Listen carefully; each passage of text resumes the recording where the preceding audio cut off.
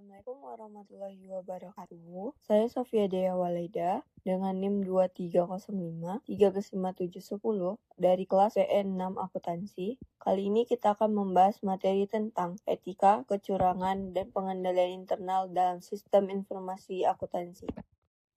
Tujuan pembelajaran kita kali ini yaitu, setelah mempelajari materi ini, mahasiswa mampu, yang pertama, menjelaskan konsep etika dalam sistem informasi akuntansi. Yang kedua, mengidentifikasi bentuk-bentuk kecurangan. Yang ketiga, menjelaskan pengendalian internal dalam organisasi. Yang keempat, menganalisis hubungan antara etika, kecurangan, dan pengendalian internal. Materi yang pertama yaitu tentang etika dalam sistem informasi akuntansi. Pengertian etika. Etika adalah seperangkat nilai dan prinsip moral yang digunakan untuk menentukan perilaku yang benar dan salah dalam suatu organisasi. Pentingnya etika dalam sistem informasi akuntansi. Yang pertama, menjaga kepercayaan pengguna informasi. Yang kedua, menjamin integritas data. Yang ketiga, mengurangi risiko penyalahgunaan sistem. Dan yang keempat, mendukung pengambilan keputusan yang tepat. Prinsip-prinsip etika. Yang pertama, integritas, yaitu bersikap jujur dan bertanggung jawab. Yang kedua, objektivitas, yaitu tidak memihak dalam mengambil keputusan.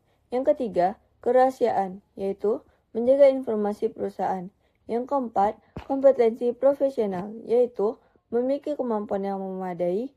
Yang kelima, perilaku profesional, yaitu mematuhi hukum dan standar profesi. Apakah membocorkan data pelanggan kepada pihak lain termasuk tindakan etis? Jawabannya adalah tidak. Materi kedua tentang kecurangan. Pengertian kecurangan. Kecurangan adalah tindakan sengaja untuk memperoleh keuntungan dengan cara yang tidak jujur sehingga bisa merugikan pihak lain. Jenis-jenis kecurangan. Yang pertama yaitu korupsi. Yang kedua, penyalahgunaan aset. Yang ketiga, kecurangan laporan keuangan. Contoh dari kecurangan ini yaitu pegawai mengambil uang kas perusahaan untuk kepentingan pribadi. Untuk selanjutnya yaitu fraud triangle. Seperti diagram segitiga yang tertera, fraud triangle memiliki 3 bagian. Yang pertama ada tekanan atau disebut pressure. Yang kedua yaitu ada kesempatan atau disebut opportunity. Selanjutnya ada rasionalisasi atau disebut rationalization. Nah, penjelasan dari 3 bagian tersebut yaitu tekanan atau pressure merupakan kebutuhan finansial atau tuntutan tertentu. Yang kedua yaitu kesempatan atau opportunity, merupakan lemahnya pengendalian internal.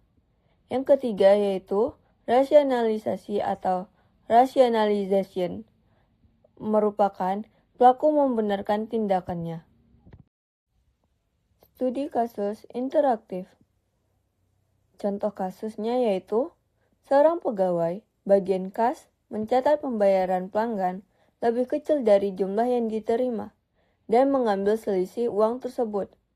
Pertanyaan, faktor fraud triangle apa yang paling memungkinkan terjadi kecurangan? A. Pressure. B. Opportunity. C. Rationalization. Jawabannya yaitu B. Opportunity, karena tidak ada pengawasan yang memadai. Materi selanjutnya yaitu pengendalian internal. Pengertian. Pengendalian internal adalah proses yang dirancang untuk memberikan keyakinan memadai bahwa tujuan organisasi dapat tercapai secara efektif dan efisien. Tujuan pengendalian internal ada 4, yang dimana yang pertama, melindungi aset perusahaan. Yang kedua, menjamin keakuratan data. Yang ketiga, mencegah kecurangan. Yang keempat, memastikan kepatuhan terhadap kebijakan.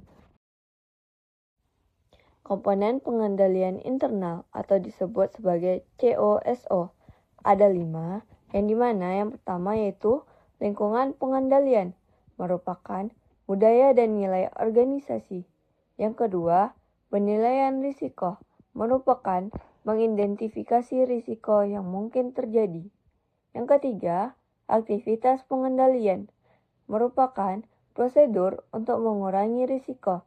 Yang keempat, informasi dan komunikasi, merupakan penyampaian informasi yang efektif. Yang kelima, pemantauan, merupakan evaluasi berkelanjutan atas pengendalian. Hubungan etika, kecurangan, dan pengendalian internal. Semakin tinggi etika dan semakin kuat pula pengendalian internal, maka risiko kecurangan semakin rendah. Pada gambar pertama, yaitu tentang etika dan kecurangan. Di situ menggambarkan situasi saat Budi menghadapi tekanan dan bujukan dari vendor, serta konflik batin yang ia alami saat tergoda melakukan kecurangan. Sedangkan gambar yang kedua yaitu mengenai pengendalian internal. Di situ menggambarkan Siti sebagai pihak manajemen keuangan yang berhasil mendeteksi adanya kejanggalan sistem dan melakukan analisis data untuk menghentikan kecurangan tersebut. Silahkan scan kuisnya di sini. Kesimpulan dari materi kita hari ini yaitu, etika menjadi dasar perilaku profesional. Kecurangan merupakan tindakan yang merugikan organisasi. Pengendalian internal berperan penting dalam mencegah dan mendeteksi kecurangan. Terima kasih sudah menonton. Kata-kata hari ini, integritas adalah fondasi utama dalam sistem informasi akuntansi.